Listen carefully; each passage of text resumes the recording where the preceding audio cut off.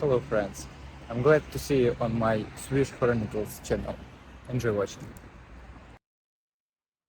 Emilia had always felt the weight of her parents' ambitions pressing against her back, pushing her along paths she'd never chosen. As a child, she had accepted their vision for her life, believing it was natural to follow the road her mother and father had drawn so carefully, so intensely, and so single-mindedly. Her parents, Sylvia and Mark, had worked tirelessly to give her every opportunity, each insistence, each strict rule a gift designed to ensure her success. The house they lived in had been a symbol of everything they'd wanted for her, big enough to contain not only their family but also the dreams they wanted to build within its walls. The sprawling Victorian home had been Mark's pride and Sylvia's endless project. It stood tall and formidable on a hill, looming over the small town like a silent overseer. Yet, to Emilia, it felt like a fortress, a place where her parents' ambitions and expectations had trapped her, cloaking her own desires under layer upon layer of guilt and obligation. Now, as she walked through its echoing halls, the familiar creak of the floorboards beneath her feet, Emilia felt an aching tug in her chest. She wanted to leave, to flee from the oppressive silence that seemed to follow her, but this was her home now. Mark and Sylvia had grown older, their influence waning, and they had moved in with her to avoid the hardships of maintaining their own property. The house, along with its burdens, was now Emilia's responsibility. It wasn't long after her parents moved in that she began to feel an even greater pressure than before, a need to finally confront the emotions that had simmered under the surface for years. In the weeks that followed, the day-to-day reminders of their presence in her home became harder to ignore. Her mother criticized the way she organized her kitchen, leaving notes on the fridge about the right way to store groceries. Her father, in turn, complained about the furniture choices, the artwork, the plants Emilia had carefully selected to make the house feel like her own. There was no space that truly belonged to her. One Saturday morning, after a restless night, Emilia walked into the kitchen to find Sylvia rearranging her pantry. "Mom," Emilia said, barely keeping her frustration in check, "I've told you, I like my things organized this way." Sylvia sighed, barely looking up. "You know I just want to make it easier for you, sweetheart. You work so hard. It's the least I can do to keep things in order." "But it's my order," Emilia replied, her voice edged with an uncharacteristic firmness. There was a pause, a faint crease in Sylvia's brow. She looked up, her eyes narrowed slightly. "You'd think you'd be grateful after everything we've done for you?" Emilia felt a familiar pang of guilt, but this time it did not take hold of her. "Mom, I am grateful. I'm not a child anymore." The breaking point came the following week. Emilia had been selected for an important project at work, one that would require her to travel frequently. When she shared the news with her parents over dinner, she hoped for encouragement, a glimmer of pride. Instead, they had launched into their usual concerns about her safety, her unrealistic ambitions, and the recklessness of focusing on a career instead of settling down. She felt herself tense up, bracing for yet another clash of ideals. Mark's voice was firm, unwavering. "It's not that we don't believe in you, but this isn't what we envisioned for you, Emilia. A stable job, a family. That's what matters. Not chasing after projects." "I don't need you to believe in me," Emilia shot back, her voice rising, surprising even herself. "I'm not asking for permission. This is my life." The silence that followed felt suffocating. Sylvia looked at her with a mixture of hurt and surprise, but it was Mark's face, cold and disapproving, that pushed her over the edge. She knew then that things couldn't continue as they were. "I want you to move out," Emilia said finally, her voice trembling but resolute. The words hung in the air, heavy and irreversible. Sylvia's hand, poised over her plate, froze, while Mark's eyes darkened, narrowing as though to pierce through her resolve. Emilia felt her heart pounding in her chest, the weight of years of unspoken resentment finally brought to light. It was too late to take it back, even if part of her wanted to. Move out. Sylvia's voice was barely a whisper, as if the very concept was incomprehensible. Emilia, this house was built for you. Every decision we made, every sacrifice, was for you, Emilia interrupted, her voice sharp. All these years I've lived by your standards, your rules. I went to the schools you chose, took the job you wanted, gave up my dreams for yours. And now, even in my own home, I feel like a guest. I need space, Mom. I need to live my own life. A stillness fell over the room, as though the very walls were listening. Mark's fork clinked against his plate as he pushed it aside. His face was etched with hurt, but a flicker of anger sparked in his eyes. So, this is how you repay us? He asked, his voice calm but cold.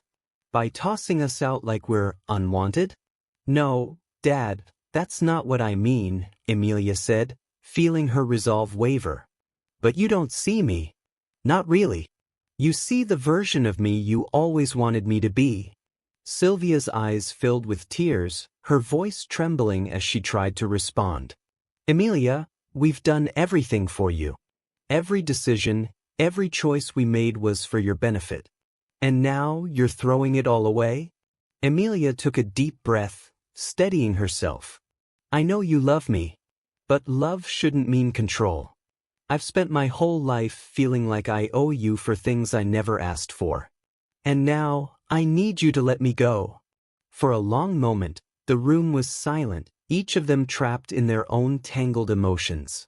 Finally, Mark rose from the table, his shoulders slumped, defeated. We'll be out by the end of the month. With each day that passed, the house grew emptier. Sylvia and Mark packed their belongings with a quiet efficiency, as if moving out was a task that needed no further words or explanations. Emilia watched them go about their work, torn between guilt and relief. Her mother's sewing room was the first to be dismantled, the brightly colored threads and neatly arranged fabrics disappearing into cardboard boxes. The walls, once covered in framed embroidery pieces, now looked barren and bleak. Emilia walked by, glancing at the room as her mother folded the last piece of cloth. Sylvia didn't look up, but her voice was soft and distant. I hope you find what you're looking for, Emilia. Emilia paused, swallowing the lump in her throat. I hope so too, Mom.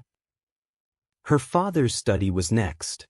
It was a small, cluttered space filled with old books, papers, and trinkets he'd collected over the years.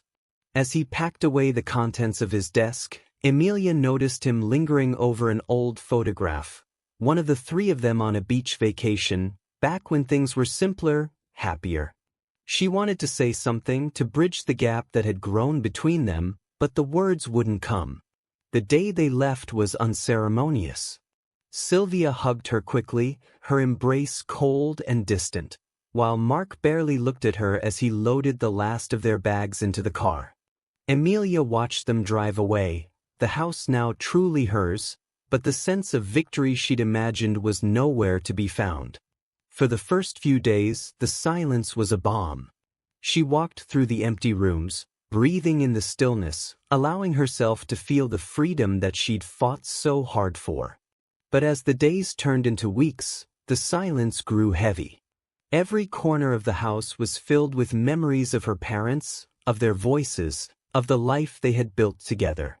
She threw herself into her work, hoping the excitement of her new project would distract her from the emptiness. She traveled to cities she'd only dreamed of, met new people, and tasted freedom in a way she never had before. But each time she returned home, the house felt a little colder, a little more foreign. One evening, after a particularly long day, Emilia sat alone in the living room, the house bathed in shadows. She looked around, her eyes falling on the empty spaces that had once held her parents' belongings.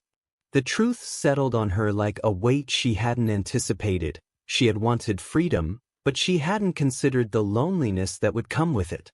Unable to shake the feeling, Emilia began to write letters to her parents. She filled pages with the things she hadn't been able to say, the emotions that had been buried beneath years of anger and hurt. She poured out her guilt, her regrets, her love for them, and the pain she felt now that they were gone. In these letters, Emilia found a strange comfort, as if each word was a bridge that might someday lead them back to her. She never intended to send them, but the act of writing felt like a release, a way to understand herself and her relationship with them. As she wrote, she remembered moments she'd forgotten, the times her mother had stayed up all night sewing her costumes for school plays, her father teaching her how to ride a bike, their laughter echoing through the years. These memories softened the sharp edges of her anger, reminding her of the love that had been buried under the weight of their expectations. Months passed, and one rainy afternoon, Emilia decided to visit her parents. She hadn't spoken to them since they'd left, and the tension hung between them like an invisible thread. When she arrived at their small apartment, she felt a pang of sadness seeing them in a place so different from the home they'd once shared. Her mother opened the door, her face a mixture of surprise and hesitation. For a moment, neither of them spoke. Then, Sylvia stepped aside, allowing her in. The apartment was modest but cozy, filled with small touches that reminded Emilia of the home they'd left behind. They sat together in the living room, an awkward silence stretching between them. Finally, Emilia cleared her throat, her voice barely more than a whisper. "I'm sorry," she said, her words heavy with the weight of her guilt. "I didn't realize how hard it would be, living without you." Her father looked at her, his expression softening. "We're sorry too, Emilia. We didn't mean to make you feel trapped. We wanted what we thought was best." They talked for hours, each of them unearthing the pain and misunderstandings that had driven them apart. For the first time, they spoke openly, without the filters of pride or anger. Emilia felt a sense of peace settle over her, a tentative hope that they might find a way to rebuild their relationship. In the months that followed, Emilia and her parents found a new way to connect. They visited each other regularly, their relationship growing in a way that felt healthier, more honest. Emilia no longer felt the weight of their expectations, and her parents, in turn, allowed her the space to be herself. The house no longer felt like a prison but a place of her own, a space where she could define herself on her own terms. Emilia filled the rooms with her own touches, books she loved, paintings that spoke to her, plants that breathed life into the space. And yet, she kept a small corner of the house for her parents, a bookshelf filled with their favorite novels, a quilt her mother had sewn, a photo of them from that beach vacation. It was her way of honoring the past while embracing her own future. In the end, Emilia realized that freedom wasn't just about distance or independence. It was about finding the strength to forgive, to let go of the pain, and to embrace a love that, despite its flaws, had shaped her into who she was. Here's the next part of the story, deepening Emilia's journey as she navigates her new freedom and begins to find her own identity while balancing her relationship with her parents. As the seasons changed, Emilia found herself changing too. Her career flourished, fueled by a newfound confidence she hadn't realized was possible. Each project, each accomplishment felt like another step toward discovering who she truly was outside of her parents' vision. One evening, after returning from a business trip, Emilia noticed a package on her doorstep. She brought it inside, feeling a twinge of curiosity as she peeled back the paper. Inside was a small, handmade quilt, a delicate piece, stitched with soft blues and greens, a subtle design that felt familiar. Tucked beneath it was a note from her mother. Asterisk, "I thought you might want a piece of us to make your home feel warmer." Emilia ran her fingers over the stitching, her heart swelling with a mixture of warmth and melancholy. She hadn't expected this gesture from her mother, this quiet reminder that their bond could still exist even across the distance they'd chosen. She placed the quilt over her sofa, letting it anchor the space, a small touch of her past that felt welcome rather than overbearing. Over time, Emilia's life began to fill with moments that brought her genuine joy. She joined a local art club, where she explored painting and sketching, something she'd always been drawn to but had never pursued seriously. She made new friends, people who saw her for who she was and not for the expectations she'd carried. These friendships were built on laughter, late-night conversations, and the kind of unfiltered honesty she'd never had with her parents. On a cool autumn evening, Emilia decided to invite her parents over for dinner, marking a small but significant step toward reconnecting with them in a way that felt different. She wanted to show them the life she'd created, not as a statement of independence, but as an invitation to understand her more deeply. Her parents arrived that evening with hesitant smiles, their eyes taking in the changes she had made to the house. The walls were now lined with her own artwork, soft colors and abstract shapes that reflected the calm and balance she was finding within herself. Emilia had set the table with care, filling the room with the comforting smell of rosemary and roasted vegetables. As they sat down, her father cleared his throat, breaking the silence. "The house looks beautiful, Emilia," he said, his voice genuine, a hint of pride in his tone. "It feels like the—" Sylvia nodded, her gaze lingering on a painting hanging over the fireplace, a soft watercolor scene of a beach at sunset. "Did you paint that?" she asked, her voice barely a whisper. Emilia nodded, a faint smile tugging at the corners of her mouth. "Yes. It reminds me of our family trips. I wanted to capture those memories." They shared a quiet moment, the familiar weight of unspoken emotions lingering, but this time, there was an understanding between them that didn't require words. The dinner that followed was filled with laughter and shared stories, the three of them rediscovering each other in a way that felt raw and real. One rainy afternoon a few weeks later, Emilia received a surprise visit from her mother. Sylvia arrived unannounced, her coat drenched from the rain, her expression uncertain but determined. Emilia invited her in, feeling a mixture of curiosity and trepidation as her mother sat down at the kitchen table, her hands nervously clutching her purse.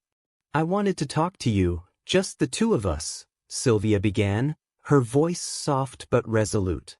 "There's something I need to say about everything that happened." Emilia felt her heart quicken.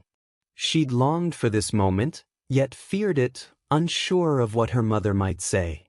She sat across from her, waiting, the silence stretching between them like a fragile thread. Sylvia took a deep breath, her eyes fixed on her hands. "When you told us to leave, I was hurt. I couldn't understand how you could turn us away after everything. But then I started thinking about why you felt that way, why you needed us gone.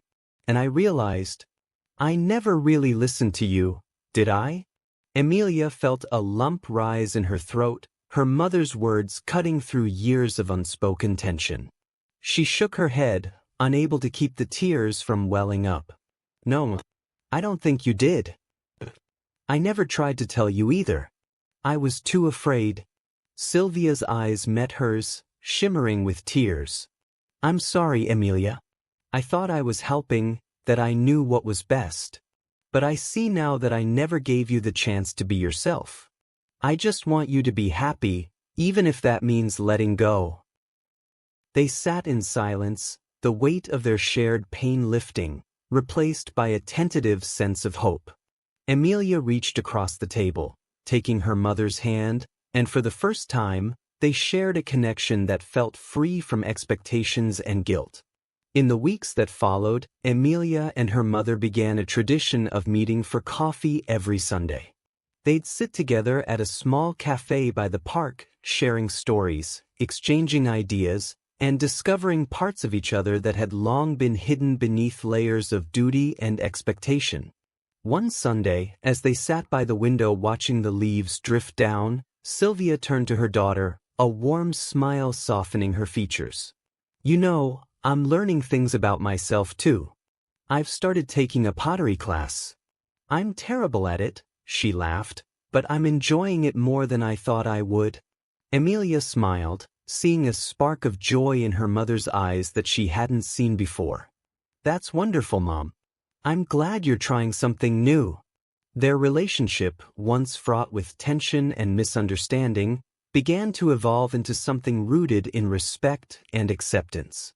Emilia found herself sharing her fears, her dreams, and even the moments of loneliness that came with living alone.